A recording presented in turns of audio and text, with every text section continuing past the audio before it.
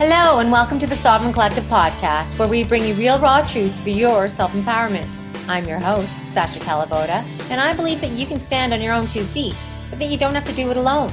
I love learning from people who continually strive to raise the bar, to go against mainstream thinking, and who dare to question the general consensus. People who risk being ridiculed or even risk the loss of their professional status, as they bravely question the common narratives and challenge the rest of us to expand our minds and to reconsider what we think we already know. Join me in learning how to take control of your health and your mind so that you can have the energy to think more clearly and the confidence to step up and take responsibility for all aspects of your life. We promise to never censor here because I believe you are strong enough to hear the real, raw truth to make up your own mind.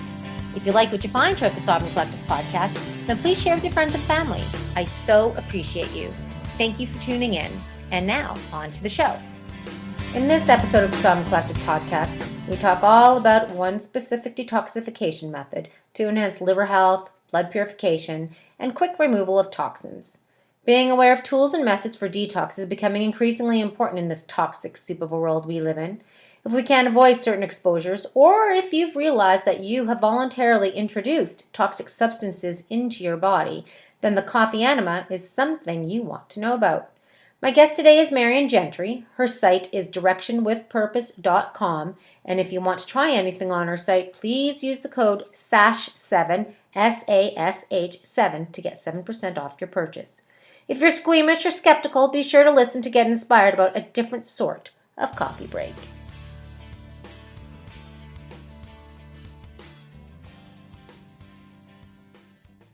Hey everyone, welcome to another episode of Sovereign Collective Podcast. I'm your host, as always, Sasha, and today we're going to get into an interesting topic that I think some of you are going to be familiar with, but some of you may not be yet, and it's going to be a more important topic as we move along in this increasingly toxic soup that we live in, and it's a detox method.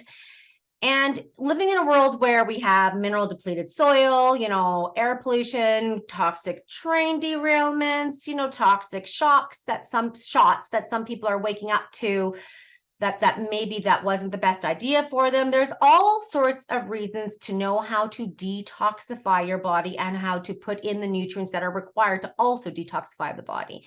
And it's not to paint a picture of doom and gloom, but when you have a little bit of knowledge and apply that knowledge, it can go a long way to helping you being on the right side of the health statistics, because increasingly I think we all are knowing more and more people that are becoming quite seriously ill. And we need to change that trajectory so that we can, thrive on this planet and turn things around a little bit. So the modality I'm talking about is coffee enemas. And today I have with me Marion Gentry of Direction with Purpose. And I first got turned on to Marion and her work through a friend who sent me a link. She was recently interviewed on Crow 777. So catch her on there as well. I'm sure many of you truthers out there are already aware of that podcast. So Crow 777, and she was talking all about coffee enemas. And the interesting thing that I found is that she has a little bit of a different approach to coffee enemas than the standard. There's a few extra things in there that she refers to. So Marion, who is Marion? Marion is a holistic healthcare practitioner. She started her business in 1998. So she's been educating people for many years on how to live a clean, healthy life and how to bring health to the body and mind. And if you go to her website, directionwithpurpose.com, you'll see that Marion offers a whole range of services and a whole range of products to help you in your health goals. So she comes from a family of doctors, I believe. Is that right? Medicine in your background, Marion? Yeah. Yes. But she chose to go a more natural route, and she really believes in allowing and supporting the body to do its magic, which is our natural state, by the way. And then before going to some other maybe therapies, if you haven't been able to achieve the results that you're looking for. So we're going to go into all things specifically coffee enema today, because I've got lots of questions, and it's something that I've been doing a long time. And in preparation for this interview today, maybe this is too much information for some of you, but I did do a coffee enema this morning. And it's been something that I've been doing for quite some time, and I recommend it all the time. But we're going to get into some of the specifics around it to make it even more successful for you on your detoxification journey. So thank you, Marion, for joining me today. I'm really looking forward to this. Thank you, Sasha, and thank you for having me. One more opportunity to spread the word of coffee enemas. Absolutely. And again, like I said, increasingly more important information. So I find that people though are squeamish. So we're going to talk about why you're going to want to do this, because a lot of people like I'm surprised because when you're in the circles of, I think, true health and wellness, coffee enemas isn't such a fringe topic, but you step outside of them, people are like, what? What? They don't really understand what you're actually talking about at first until I'm like, coffee up the bum. Right. For a very specific reason. So first, let's talk about your journey into health and healing and what got you there, and then why you're such a great information source on coffee enemas. Well, I think my journey started back in 1996 with holistic health. I had a hysterectomy. I was put on the conventional hormone replacement therapy. And I was also a workout guru, very strong, very healthy, slim and strong. After a year, I think I gained something like 80 pounds. Wow. And I was completely erratic. Like, I thought I was going crazy. I was crying all the time. My world was just horrible. So I started investigating the more natural hormone replacement. Finally came across the bioidentical. So that's where that started. Got back on bioidentical. That's another story of how I managed to get there. But after about 6 months, I was back to normal, feeling great. So I started pursuing my health journey naturally. And I came across a doctor in Spartanburg, South Carolina, that had healed her son of cancer. And they were using coffee enemas. They went to the Gerson Institute. So immediately when they started talking about how they did it and how it works, it was like a light bulb came on. I thought, okay, this makes perfect sense to me. So I started doing it. My journey was quite horrific because I was quite sick actually prior to that. I had lots of thyroid issues, weight issues, bulging eyes, big round moon fat face, which is indicative of thyroid issue, really. So I started doing them. After 3 months, I was completely what I call healed. On my last coffee enema, I don't want to get too graphic, but it was more like a machine gun. It was like, and I felt like every virus, every disease, everything leave my body. And it was quite amazing. After that, my eyes went down, my face went down. I was just what I call healed.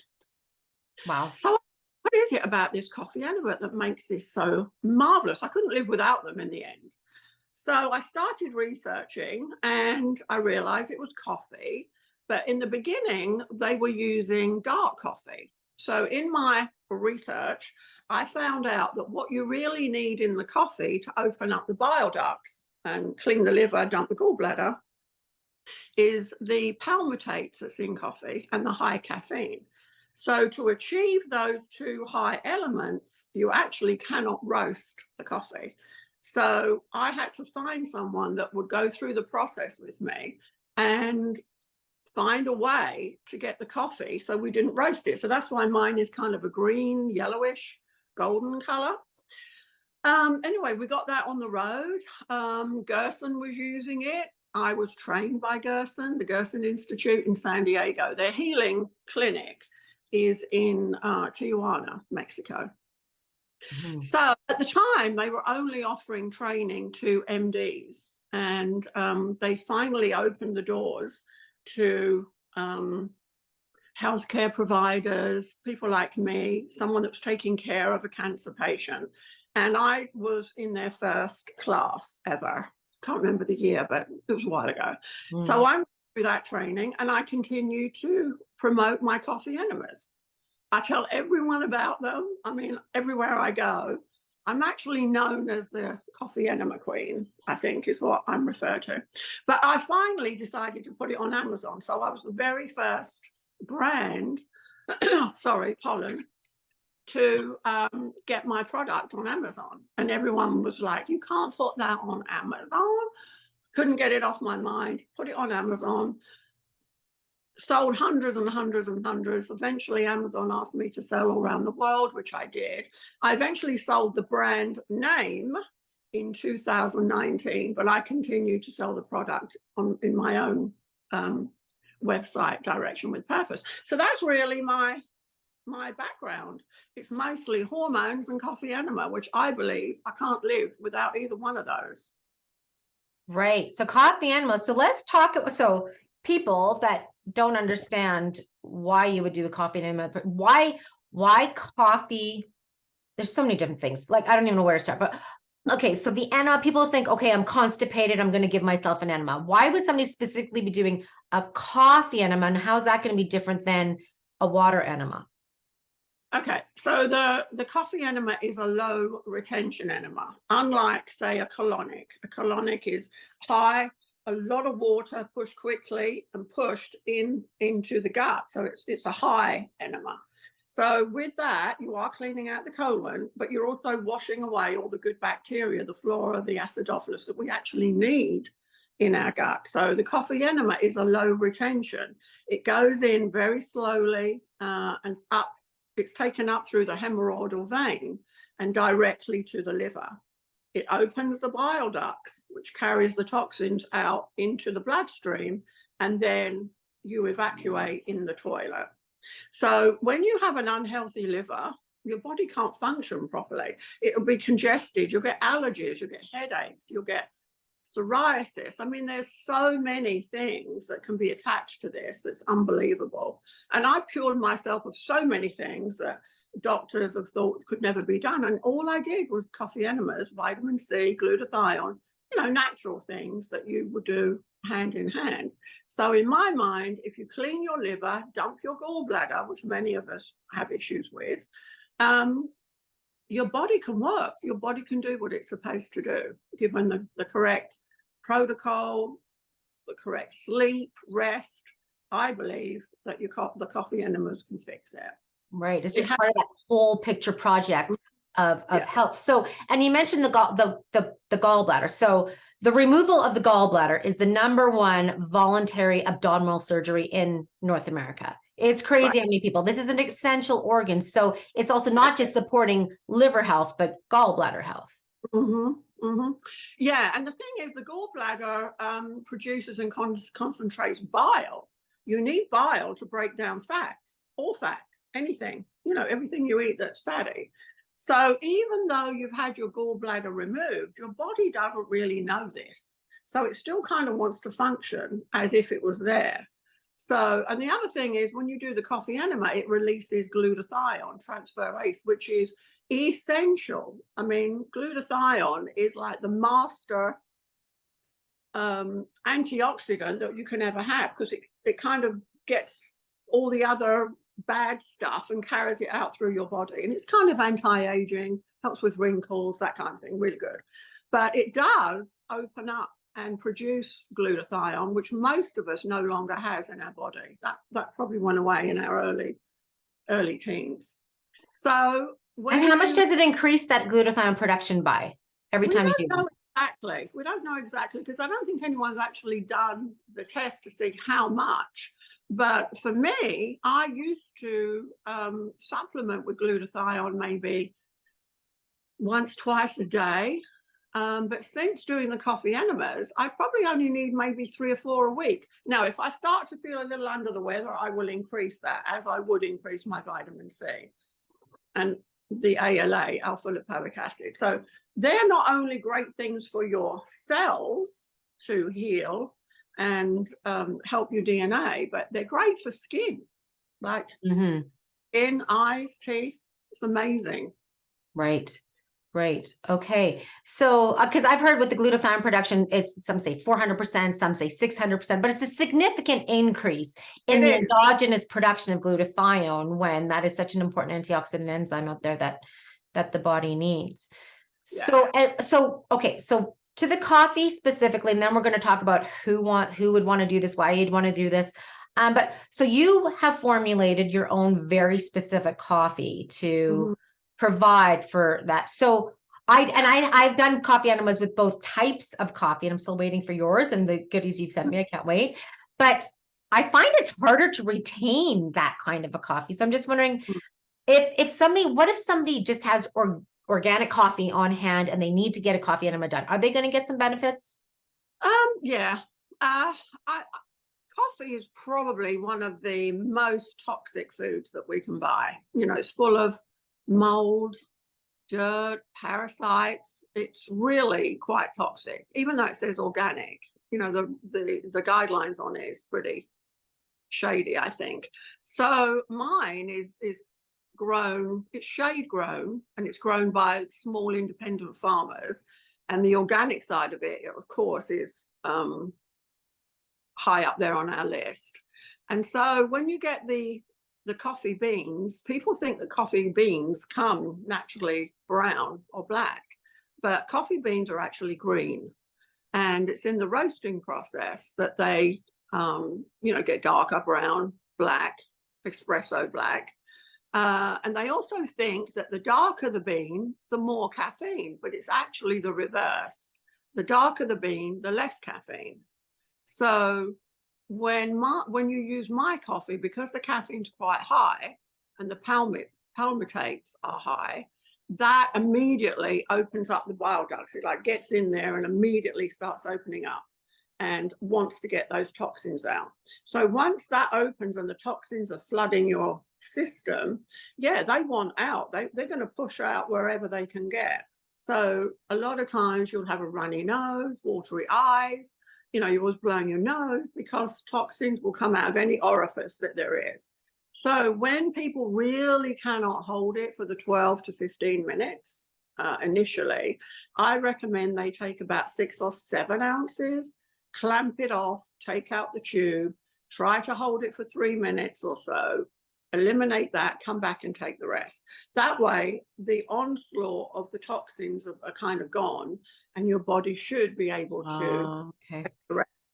Right. And in time, you know, but for me, gosh, I was doing 2 and 3 a day for the 3.5 months, and I couldn't hold it past maybe 6 minutes or so, right until the last one when I blew everything out. And then I could hold it. I mean, I could hold it and do the dishes or whatever, but of course there's no extra benefit after 15 minutes, so there's no point in holding it longer. Right. It just shows you from toxic to non-toxic, the difference in what your body can do.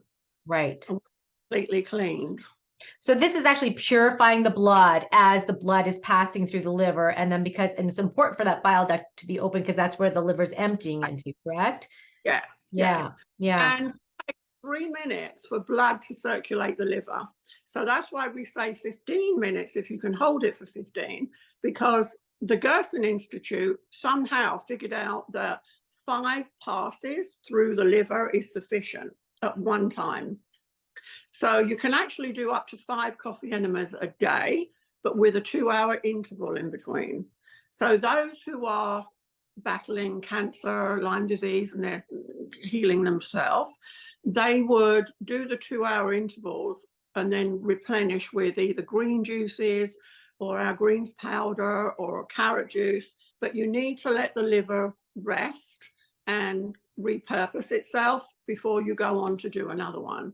But for the average person who's just trying, like I was just trying to heal my body, 1 to 2 a day is sufficient. But you know what? You'll know when you need another one because your body will tell you. It's amazing. You just feel. Right. So, okay. So this could be for the average person just looking to do like a regular kind of cleanse, or it could be for somebody super ill, but who is this not for? When is there, I know you have a certain, in your ebook, there are like if you're doing chemo or, so questions like children, breastfeeding, pregnancy, what if somebody's had partial or all of their colon removed? Like, what about all of these things? Who is this not for? Where do you have to be careful when you're considering recommending a coffee enema? Well, I've had clients that actually have continued doing coffee enemas through their whole pregnancy. Wow. And I don't know, when I had my babies, God, what, 40 odd years ago, we mostly all had babies around the 9-pound mark, 9, 10, 11 pounds even. Now you're lucky if you get a baby born that's like reaching 7.5 pounds. But the girls that actually did the coffee enema, they did have 9, 10, 9, 14 pound babies, healthy babies. and they continued to breastfeed whilst doing coffee enemas. Really? And Okay. it actually makes sense when you think about it. If you've got a clean body, a clean liver, and you're eating cleanly, what are you going to produce? You're not producing any toxic tag-alongs. You're not putting any MSG or any fake colorings or antibiotics or anything in your body. So what you're giving to your baby is nothing but pure, healthy milk. Right. So Makes sense. if somebody has never done one, would you recommend them starting when they're pregnant? Like, what if it just disrupts too much poisons into the circulation? Is that not going to impact baby No, or? it's coming right out. It's coming right out. As soon as you eliminate, as soon as you release toxins from the liver into the bloodstream, you're going to pump it right out. And then all that will happen is if you don't release all of it, this is where some people say, oh, it made me feel sick. Oh, I felt like I had the flu. So I don't do anymore. This is when you need to do more, not less. Because feeling of flu-like, feeling yucky, feeling like you want to vomit, that's all the toxins that are left in your body that hasn't come out. So you've got to get that out and just keep thinking, purging, dumping. It's a process continually. And your liver will reprocess what is left in there, but it's not making you feel great. So you've got to get it out. Right. So when you feel like that, you do more, you don't do less. And would you ever give it to a child? I have not personally given it to a child, but I do have a couple that has a child, and I think she's 7, she might be 8 now, and they did administer it to her, and I believe that she does them herself now, but they talked about it with her. Like I said, don't just grab your child, pin it down and start doing it, because that's traumatic, right? Yeah. Really talk to your child about it. They were both doing coffee enemas. And so I think the child just knew, oh, mum, dad, they're boiling coffee. Oh, they're going to the bathroom. So it wasn't as bad. So when it came time for her, it just seemed quite of a natural thing. So yes, children, you can. I know there are other couples out there that are giving it to their children. I also have a holistic vet in North Carolina that gives it to dogs. No. I have no does it, but she buys my coffee and wow. Oh, okay. I haven't heard of that. Okay. She kills dogs, like dogs that were on the brink of death with liver failure. She's brought them back from death. I mean, it's just amazing. Right. So and I've heard of that.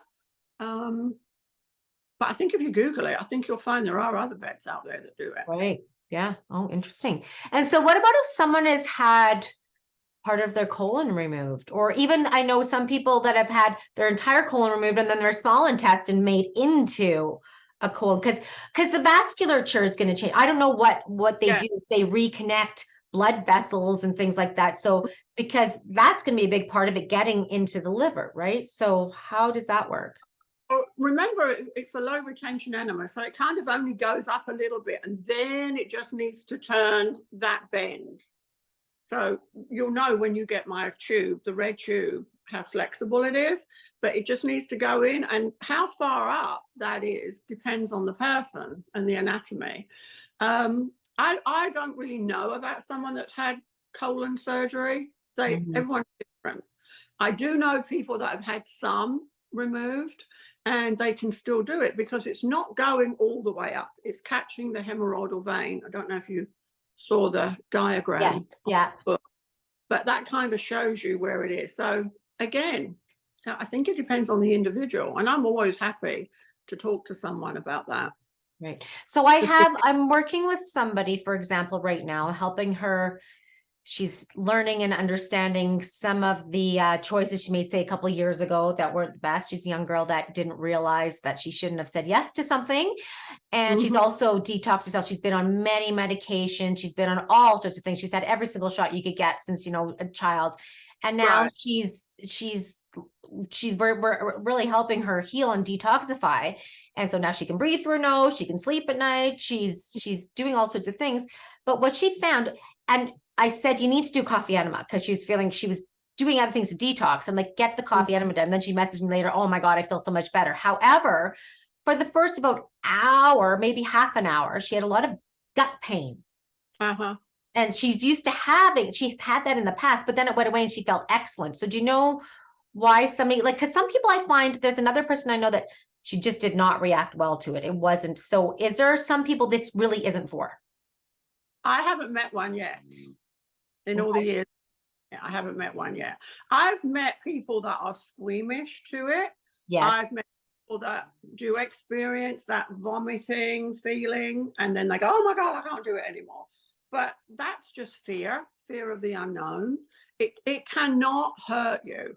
That's the one good thing about it. Cannot hurt you. The tube I use is smooth and bendable. It's not like the initial tube that you get on the end of a typical enema kit.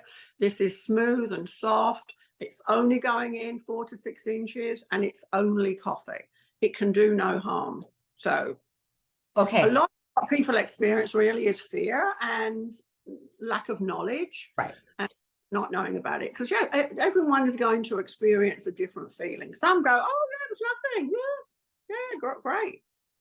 And some days you'll hold it and think, good, I've gotten there. And you'll do another one the next day, and oh my God, no, 3, 6 out. Totally. That's because the body is always constantly healing, purging, filtering, and going through the whole motion of healing. And your body heals itself, as you know. It really Absolutely. I got to 13 minutes today. That was my time to 13. So I can get to 15 often, but sometimes I'm at 8 or 9. It really changes a lot. So today was 13. Yes. So, okay. So I have like a gazillion questions to ask all at once, but first, okay. So to clarify, can we talk about the mechanics? Because you have the extra tube, which nobody else that I know of has talked about putting in that catheter in there. So can we talk about the mechanics from beginning to end about how somebody's going to go about doing this? Right. Well, I actually have a video on my website on how to do the coffee enema from the end and make it and where and how you lay. It's an animated video. It's not me doing it, so it is animated. And then there's another one of how to connect the bucket and the tube, and that shows you how to get the we call it the pink noodle onto the clear hose. So it's really simple. You just kind of push it on, and then I think it's roughly 12 inches long, but it's only going to go in about 4 to 6 inches, depending on the anatomy of the individual that's doing it. So you lay on your right side, and the fetal position, knees up. You hang the bucket about 18 to 20 inches above you, so it's gravity driven. And what I recommend is that you start the flow before you're ready to do it. That way it gets rid of the air and the flow is already there and it's easy.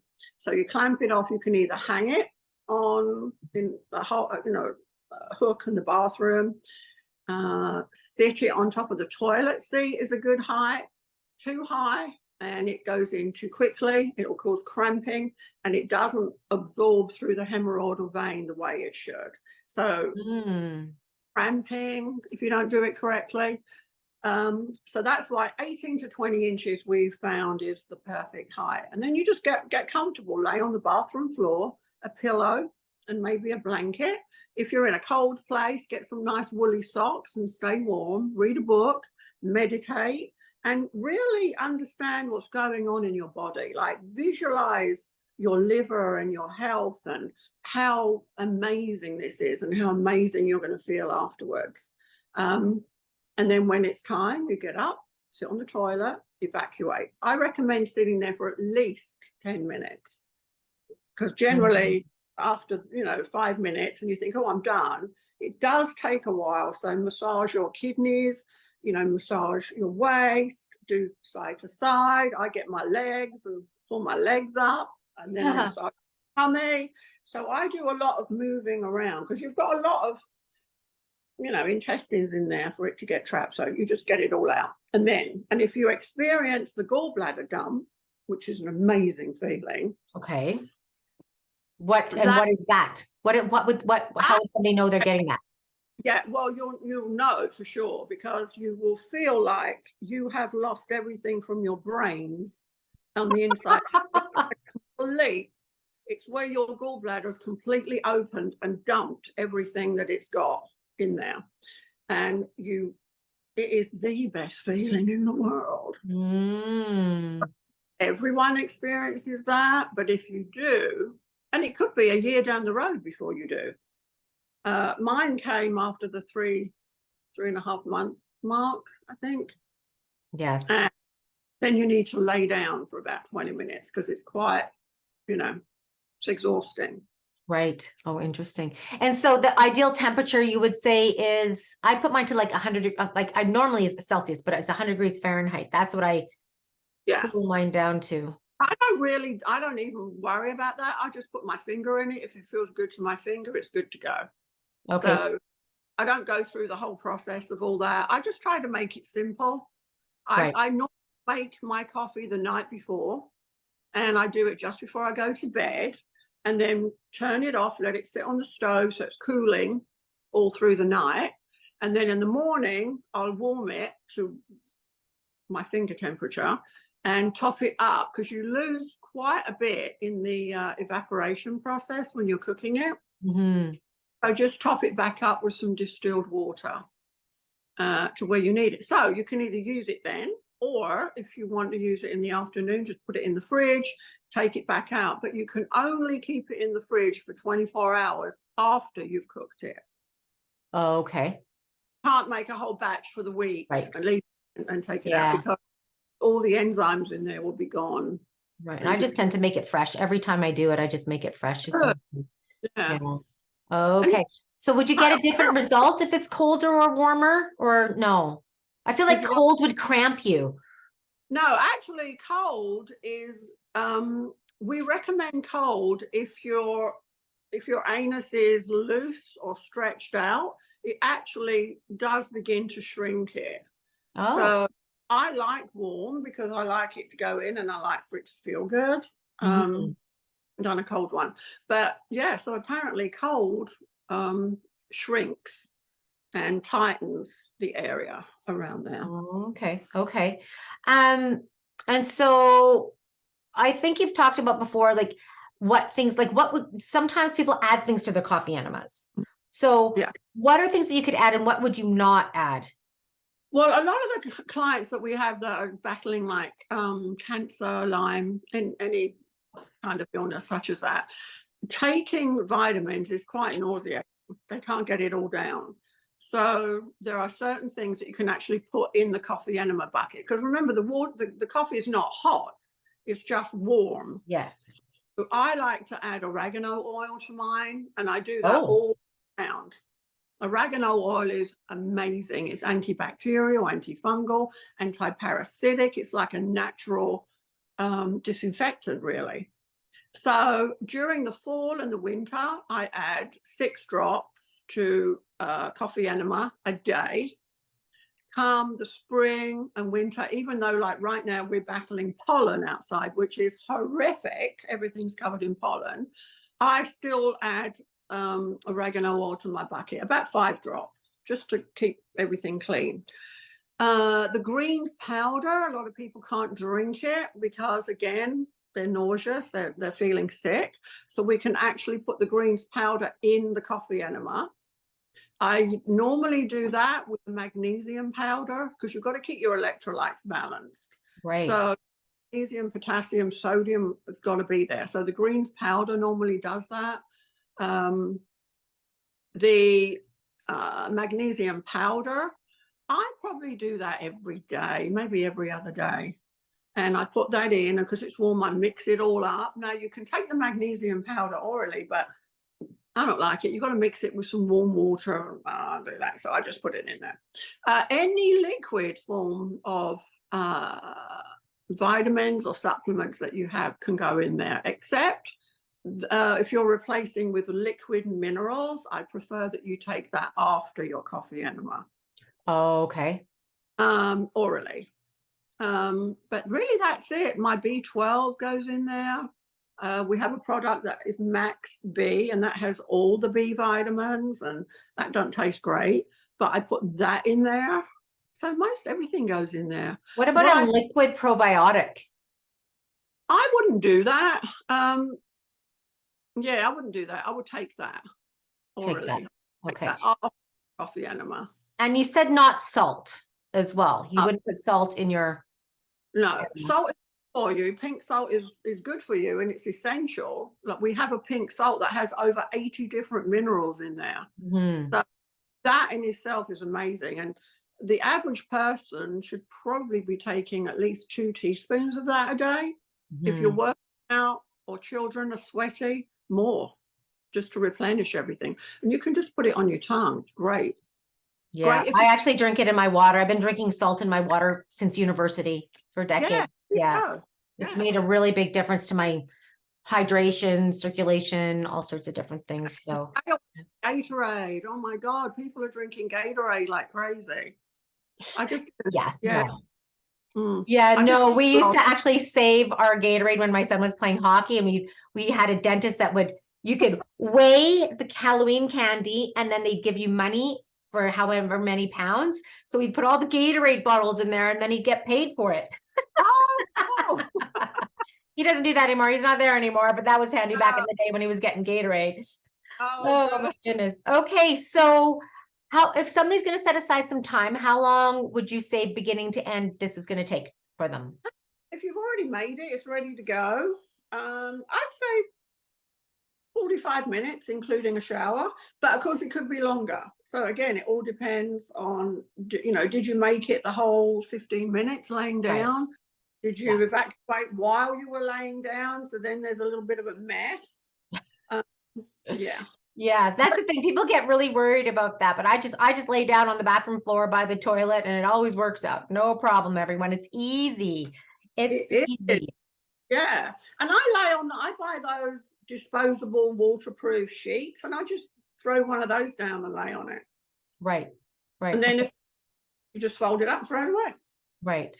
And so what is the difference with doing it with the catheter that you have in your bucket set up as opposed to just putting it in the tip just a couple inches? Well, okay, well, the tip is hard, and generally where the hole is on the tip, it's quite rough. Like, if you run your finger up and down it, it's kind of rough. It's Mm. like edges in there somehow. So that could cause, a little tear or something in there. This is actually like a catheter. Well, it is a catheter.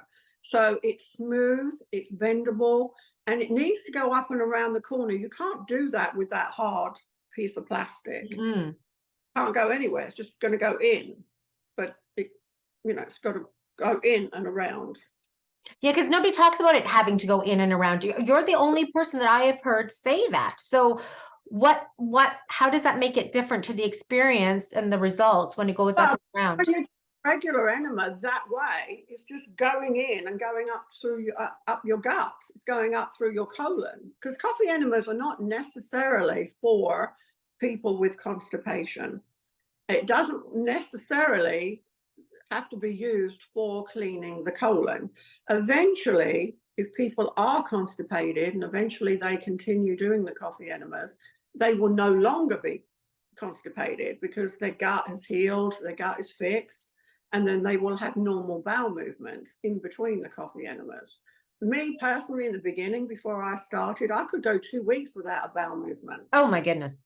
I know. Now I have to do every day regular in between my coffee enema, because now my gut is healed, and all because of coffee enema. So people say, well, am I going to become addicted to it? Right. Yes.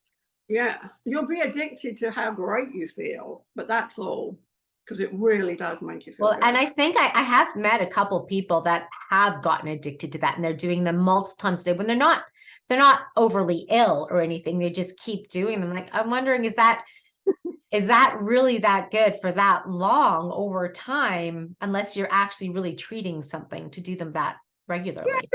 Their lifestyle. I mean, how do they eat? Where do they live? What are they breathing? Just breathing every day. You can eat really well and eat healthily and still have great coffee enemas. And I've had a lot of people that say, "Oh, I can't believe what happened. My diet is so clean." But there's a lot of other things to living that creates a toxic liver. Absolutely. Absolutely. So it's not, so you're saying it's not flushing, because what I make sure that I do take probiotics afterwards, that I am rehydrating with salt water afterwards. And I just naturally do that because I feel like I felt like over time, and maybe it's because it wasn't, because I was using just the harder tip. Now I have a bucket with a longer soft tube. So I've been using that until I get your catheter. But I was finding that my digestion would get a little bit more sensitive if I was doing them more frequently. So, but that keeps it all in check when I drink my salt water and I take my probiotics afterwards, because I like these liquid ones that we. Yeah. So, you definitely watch your electrolytes. You just can't keep doing coffee enemas and don't because you will create an imbalance. Right. But probiotics, the microbiome that I encourage people to take is good. But generally the greens powder, the oregano oil, a few other things that, B vitamins. B vitamins. I like that. People are so stressed out these days. That'd be a really great way to get their B vitamins in there, right? So yeah. Well, now I'm trying to see my this is small. Okay. Frequency, we've talked about that.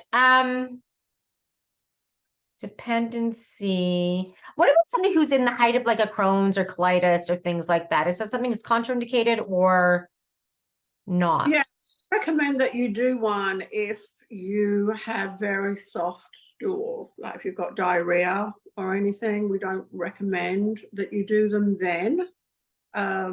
We do recommend taking different supplements to try and help that first.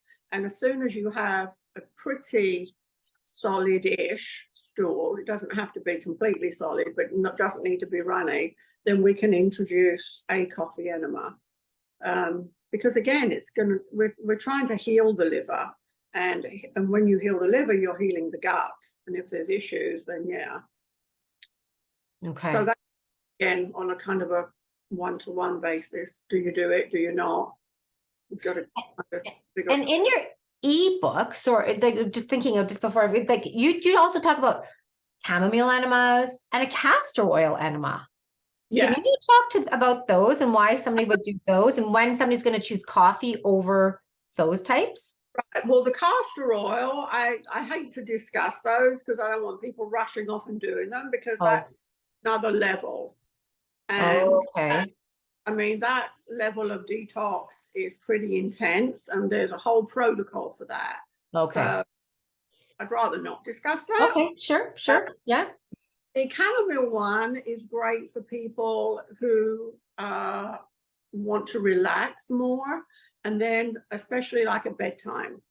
So you can do a chamomile enema, and that way it's more relaxing and calming. And I find coffee enemas generally relaxing anyway, so I can do them at night and it doesn't affect my sleep. But some people say, it does, in which case then do a chamomile one. So that way you're continuing to still clean the liver, but you're not using coffee. The chamomile also is cleaning the liver, but must be doing a little bit differently if it's doesn't have the acid in there, like the palmitic acid and caffeine. Doesn't have the caffeine. So it's still going through the body and it's still stimulating the liver. It's keeping it awake. A lot of times, our liver is dead, asleep. And so that kind of keeps it awake and keeps it pumping, but it's not actually causing you to stay awake. So it is calming. The good thing about coffee, the green coffee, is it has a morphine effect. So if you have pain, then it's ideal for that, because you can do the coffee enema and it will temporarily relieve pain. So the Gerson Institute, when they've had patients come that have been on medication for pain by their doctor, they can actually wean them off that medication because of the coffee enemas. And I know for sure that it does relieve pain. In there. And I had a herniated C5, 6, and 7, and they wanted to do surgery, slip my neck, go in, and I wouldn't do it. I did nothing. I did no painkillers. I went through the whole process just getting through. But what got me through was the coffee enemas, and I did about 5 or 6 a day. And that was what got me through, so I could get my energy back and build up my resistance again for the next onslaught of pain that was to come. So Mm. help me. And you actually said a really interesting story that I heard you talking about during the war, World War I, was it? And you used coffee enemas. Can you talk about that? Yeah, that's how Dr. Maxwell Gerson found out about the coffee enemas. During World War I, morphine was really like scarce. And so the only time they used it was for surgery. So because the doctors were working 24 hours around the clock, they always had a pot of coffee on the side. And so the soldiers were screaming at night in pain and disrupted. One night, a nurse decided to put the coffee into the enema of the soldiers that were screaming. Noticed that they all were quiet and calm and slept. And so after the war, these two German doctors decided to look into it. That's where they found that the caffeine and the palmitates in coffee can really cause a morphine effect. So Dr. Gerson did it to help cure his migraines. So he called and then he cured tuberculosis, and then he continued his work. He was amazing, and like most doctors today, all the accolades that he had when he showed that you could cure cancer, they kind of disowned him, dishonored him, and finally, eventually, he was poisoned and died. Poison. Max Gerson was poisoned? He was poisoned. Oh, I didn't know that. But then Charlotte Gerson, she's the one that really developed the whole. Was she the one that really carried it on? Yeah, she took up where he left off. Yeah. So, you know, she was young. I think he died in 1959, I think. And then Charlotte just carried on from there. But I think there's lots of things that try to happen to her along the way, but she managed to get through. There's been lots of doctors along the way that have tried to come out, and they've not made it. So yes, I think more and more recently have been disappearing, unfortunately. It's kind of scary world that we live in, right? There's a lot of, it's pretty upside down. People that are really doing well and really good and doing it, you know, for the right reasons, they get vilified, they get threatened or worse. And a lot of people don't see the truth around that. So it's unfortunate. Common knowledge. It's not made. I mean, the main media do not put it all over the TV. So No. kind of brushed under the rug. Yeah, unfortunately. But good. People like you are out there. You've got this great platform. Crow, several others are allowing it to come out. And it's great for people that want to, you know, just keep an open mind. Yeah. Well, I think in this day and age, this kind of information is essential. We have to take it into our own hands, right? Yeah. Nobody's going to do it for us. And in fact, we're seeing more and more harm coming from the more established methods, shall we say. So, yeah. And for those who had a friend that wished that she hadn't done something a couple of years ago, and wants to detox, there is actually a whole protocol for that I have. If one wants to reach out, we can give them that. Okay. A whole regimen. Okay, that'd be great. Go to Direction with Purpose and learn about that. And that's how I got a hold of you, and you responded to me right away. So that was great. So I can attest to that. So back to questions about this. What if somebody's got a leaky gut? And is that a good thing to do when people have a leaky gut? Yeah. Yes. It is a good. Okay. Yeah. And then of course, some probiotics, prebiotics, postbiotics, you know, as long as you just got to get the gut going, and then it will learn to produce its own good bacteria all by itself when the time comes. And does this help with if anybody has any kind of peristalsis issues? Like I know you're saying it's a low retention enema, but it is going into the colon. So will it help people if they have really a sluggish bowel at all, or is that they need to do other things for that? Yeah, no, it will really help that. Like absolutely. Okay. I did think about coffee enemas when I had my issues, and yeah, it completely healed me. I had my appendix out when I was about 5 years old, I think. And I think they must have burst because it was horrific. I had a horrific scar. And so, as we know, your appendix creates its own natural acidophilus and flora. So being without your appendix is not a good thing. So I think along the way with me, it created so much scar tissue that everything inside of me was completely like nothing was moving. And I don't remember even through my teenage years ever going to the bathroom, maybe once, twice in 2 What? weeks. Oh, Lord. Wow. So I think that's what caused all the infection in my body and Yeah. how I looked, and then my thyroid, and it was just a whole thing. And really, all I did in the beginning was the coffee enemas. I was diligent 2-3 times a day, maybe, but I was like on it and on it. And I was eating better. I ate a lot more healthier than perhaps I would have before. I wasn't really sure food and bad food, but you learn along the way. And when your gut starts to heal, you will crave foods that you never liked before, healthy foods, and you want to stay away from foods that your body does not want. So, like, I love my glass of wine at night. Completely put me off my wine. Well, maybe that's what's going on with me. I'm really not liking wine at all these days. And, I'm not like, it's not that I don't even think about it. And then somebody offers me some, I'm not very attracted to it. And then I don't really like it these days at all. Isn't that interesting? Yeah. I mean, it's because your body says no, not really.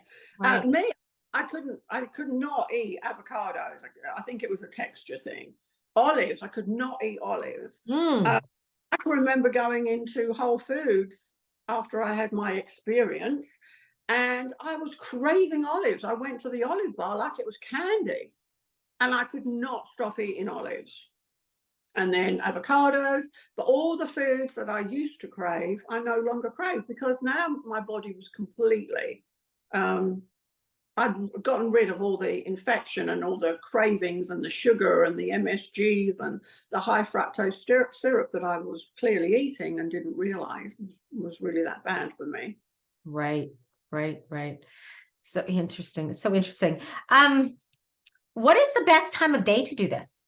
Obviously, if you're doing them multiple times a day because you're sicker, more toxic, it's going to be all. But if, say, somebody wants to do a daily coffee enema or even a weekly, like I would sometimes, because I go through periods where sometimes I do them from daily. Like I was fasting last year. I don't know if it's a good thing to do, but I did it together with a 7-day fast, and I did them every single day. To not doing them for months, to do them once a week, to doing them 3 times a week. So I'm kind of all over the place. Yeah. Well, that would be an indication to me that you're already pretty healthy, that your gut is not craving. Your gut is not, like screaming out for help. It seems like you're probably already quite healthy. But in the beginning, if you're not healthy, you do not have a healthy liver, you'll do one, and then you may want to do another one, and then you can't wait for the next day so you can do another one because you know how good it makes you feel. It just makes you, it's your own personal quiet time that it's just you, right? And you're giving yourself permission for that. So there's no real great time of day. Personally, I do not like the morning. I think that is because I'm maybe a little dehydrated by morning. I drink a lot. I don't know, but mornings are not good for me. But I'm not a morning person anyway, so maybe that could be it. Ayurveda say the best time of day is between 3 and 4 in the afternoon, and that is something to do with the Earth's magnetic field. That does work great for me, between 3 and 4 in the afternoon. Okay. Would you do that before a meal, after a meal? Generally before my meal. If I do it at 3 or 4 in the afternoon, I only eat 1 meal a day now anyway. I'm on the OMAD thing. I only need 1 meal. So I tend to do it around 3 or 4, and then I will eat about 5:30. So that works good for me. So never do it on a full stomach, and never do it on a completely empty stomach. So in the morning, hydrate with some water, a little bit of salt maybe, or greens powder, and then take some strawberries, some berries, some pineapple, anything to stimulate your digestive system, because it's got to wake up. It's going in your mouth and all of that. If you drink coffee, drinking coffee temporarily shuts the liver down. So I would always say, if you want to have your morning coffee, go ahead, have it, but wait about an hour, 45 minutes to an hour before you actually do a coffee enema. So that way, drinking shuts it down, rectally opens it up.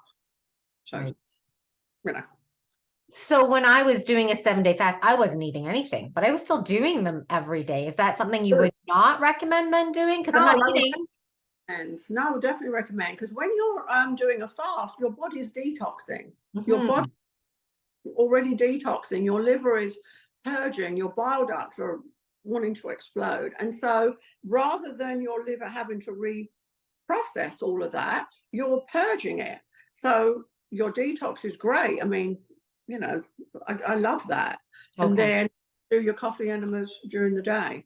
And what I noticed about that is at the end of like the last couple of days, like it was like there was like pure green coming out. And I'm wondering, was I just like shooting bile right through and cleaning it out? Because it's like, oh, haven't seen that. Possibly. Yeah. Yeah. Yeah. Did it like a sour taste in your mouth? Do you have like a yucky taste or anything? I don't remember that happening. Yeah, sometimes you'll get like that sour taste in your mouth. And I do think when people do a fast like that is to make sure they up the iodine content. Do you take iodine at all? I am definitely taking iodine. And now, well, actually, that's one of my more recent interviews is all about iodine, because that is, I think, something that has been very much suppressed and fear-mongered around is, you know, healthy levels of iodine. I wasn't, though, back then that much. I was taking a lot smaller doses and infrequent doses. So, and you can put that in an enema bag or no? Can add iodine enema. Iodine in the enema. I do. Oh, okay. Yeah. Oh, okay. About 8 drops on my arm at night, and then I go like this and rub and go to bed. And when I get up in the morning, it's gone. Yes. People that have, you know, an underactive thyroid, you can actually put it on your thyroid, and it'll suck it up like crap, and it will help. Iodine's in everything now. You know, bread, cakes, cookies. It used to be iodine, but they took the iodine out and replaced it with bromine, which is iodine. Yeah. Which displaces the little iodine you do have in your body as it is, right? So we're all very under iodine. I mean, it's just children. I mean, it affects your brain, your learning ability. So 100%. All my friends that have children, they all take iodine supplements because you just have to. Yeah, agreed. And I think you're living in an area where you actually have a lot more iodine in your soil. At least you did once upon a time. I know where we are. We did, yeah. Yeah. So also, similar to that question. So I don't know do you know anything about borax, taking borax internally for boron? Yeah. So would you ever put that in the coffee enema? No. No. I know who do, but I would not personally. I feel like there's other uses for that. You can do that in other ways. You can use borax, but in a different format. I would not put it in a coffee enema, because once you start confusing the liver and start putting too much, it could get a little bit confused. I think it's like for me, and they go, well, I put this in and that in and that in, and they're not having great experiences. And I'm like, well, how about if you back off with this? Start with just the coffee and add a little of this, a little of that as time goes on. And they've had much better experiences. So I wouldn't do the borax in the coffee. Okay. So I had an experience with someone who called me the other day, and she came back from a trip and she was very constipated. And I said, do coffee enema, do this, do that. But she did a coffee enema, but only liquid came out. Nothing came out. So is that something that you would, do you think that if she did more, that would be helpful for her to do that? Because she was like, she literally couldn't move. So she's getting a little bit concerned because she was more stuck than she'd ever been. Yeah, should do another one after that. But generally, that means that she was quite dehydrated. So what's happened is that every organ in her body has just sucked up that liquid because she was dry. Mm. When you're dehydrated, and even though you think you're drinking a lot of water, if your body is not used to that on a daily basis, you are actually dehydrated. Right. So when you do that, you have to do another one to get rid of that. And probably, constipation would need excess magnesium, perhaps. That's when I say the magnesium powder is great, because I don't measure it, but I just from the bottle, you know, Right. and I don't have any issues anymore, thank God. Right. Yeah. And Yeah, you're coming from a very extreme case. yeah, very. Yeah. Wow. Okay. So for somebody who's just looking to make this a part of their routine to ensure, they keep their body clean, they're supporting their liver function, which is, and in the end, I would think it's going to help with your hormones. It's going to help cancer. Like, what are the things that what are all the benefits? What else would you say? Like first of all, if somebody's healthy, how often would you recommend they do it? And what are other situations that would require, or it would be helpful for somebody to do one? Well, if someone's healthy, they might think they're healthy until they start doing coffee enemas, and then it's like, wow, I had no idea. Like, I thought I felt great and everything was good. A lot of times with women, they'll have Zen estrogens locked in their liver. So that's like estrogens that we build up through time that we don't even know is there. And that causes the problems for us. So, weight gain is one of them, depression, anxiety, low libido, no sleeping. I mean, there's a host of things that can do. So that actually does purge the liver of those fake estrogens to get them out. Gosh, it just really about cleans up everything that's going on in your body. What about blood sugar irregularities, diabetes? Yeah, are awesome for that. But that's where I recommend that they do other things along with the coffee enema. And then diet is crucial, off of all the. Right, of course. And so people, on that note, this is not just something that you can do to try to negate your bad habits, right? It's a whole picture project. Good eating habits, good movement habits, good sleeping habits, everything. And this is just another thing that you can add to take your health to the next level. Yeah, this is kind of like a modality that should be used hand in hand with other things. Now, those who do have sugar issues and not actual diabetics, but pre-diabetics, it should actually keep you from craving sugar, because it does clean you up. So if you can kind of cut back on your sugar intake in the beginning, you will eventually not find it a struggle, because you won't want them. It's like you and your wine. You kind of like, oh no, I didn't even think about that. Like, it's not something you think about. So start with the coffee enemas and then move right along. And as we go, we add things in. And it's so simple, isn't it, Sasha? It really is. Get it, lay down and be done. And it's so inexpensive, and it's such an easy cure, I think.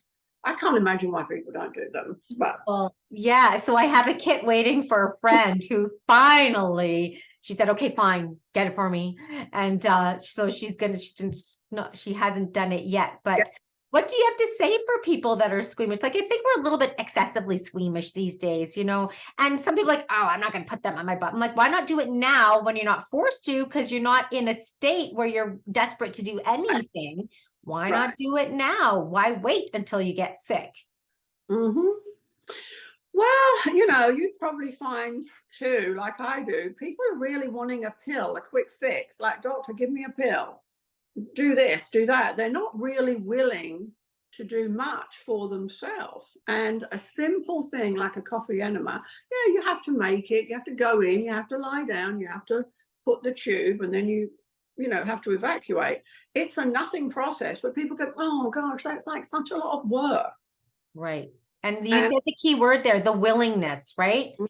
That Yeah. willing to take the time. Like, I actually use it as a visualization process too. So when I do sit down on the toilet, I'm like, okay, now everything that's not me anymore, not supporting me, boom, gone. Just as a visualization of a cleaning, like my whole being, not just the liver and the blood. Right. Everything. Yeah. Yeah. And people find, people that were depressed before and had anxiety before, Mm, it's like, the depression, the anxiety that's all here, finally is just purged from their body. And they find that, oh my goodness. And then those that were on medication have gradually weaned off and they're fine. right. And I think that's huge because depression and anxiety now, Oh, every other person is dealing with some kind of depression or anxiety, and probably really good if they have weaned themselves off the meds to clean that liver out as well from all the residues from the drugs. yes, for sure. I mean, anyone that's had anesthesia, Mm, yeah, gotta do coffee enemas. You got to get that out, or going to cause some brain trouble. absolutely. Absolutely.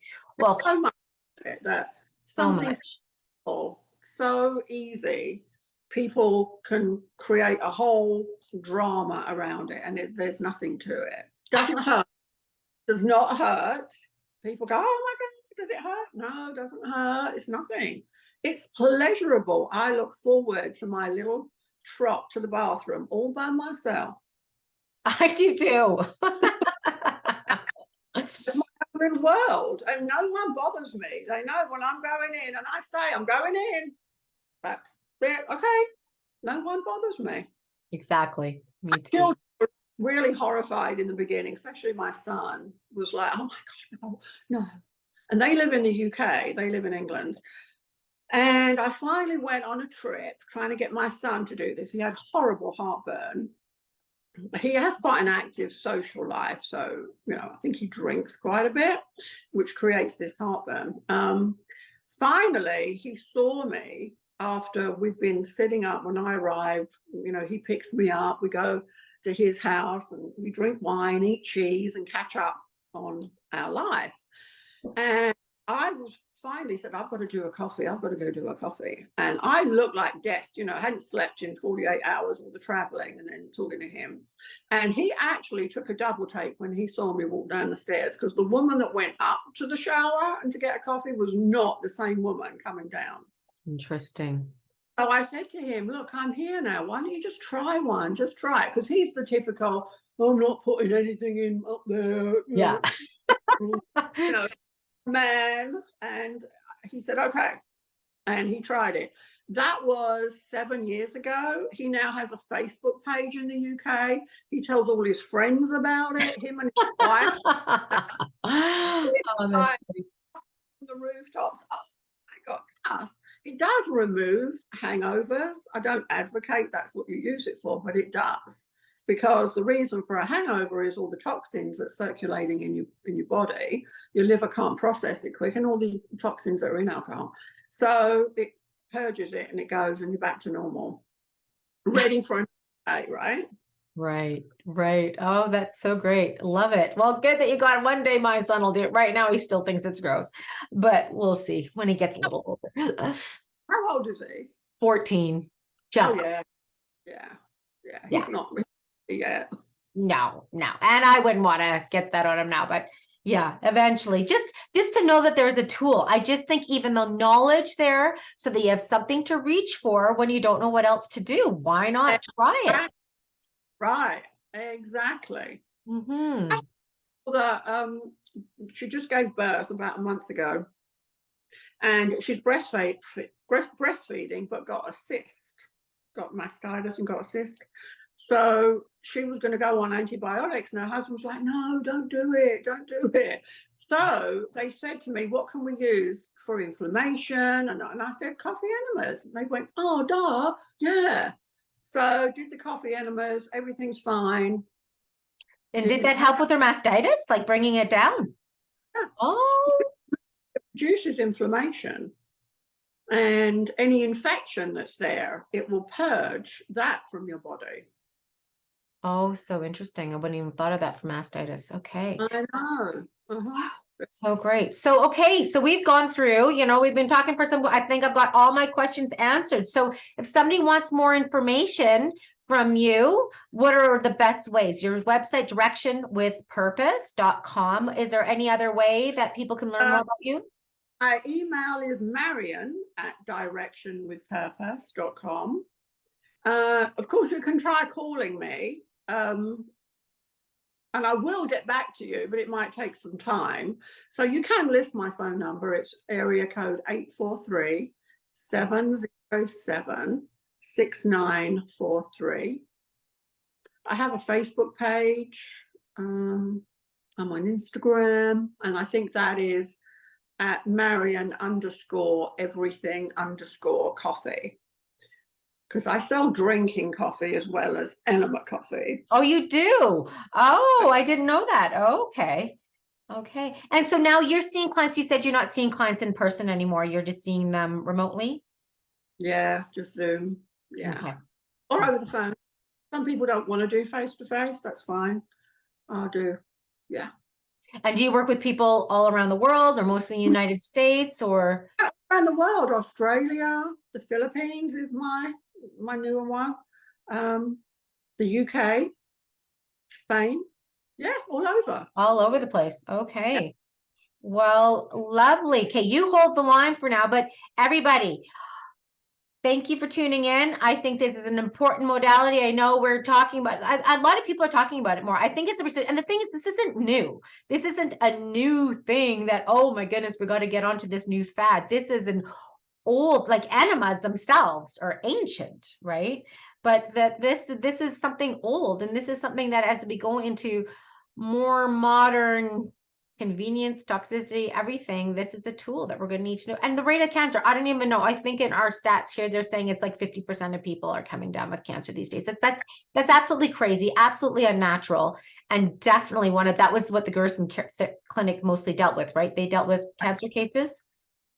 Yeah, mostly cancer. Yes. Yes. So definitely part of the tool kit for that, because we know the regular doctors, the oncologists, they're not going to recommend doing coffee enemas. That's not something that they're not getting paid to recommend. So it's up to you to know the information and to dig deep and to see what else you can do for that. So thanks for joining me. I know this was an interesting interview. Thank you so much, Marion. And until then, guys, until later, thanks again for joining me, and we'll see you next time.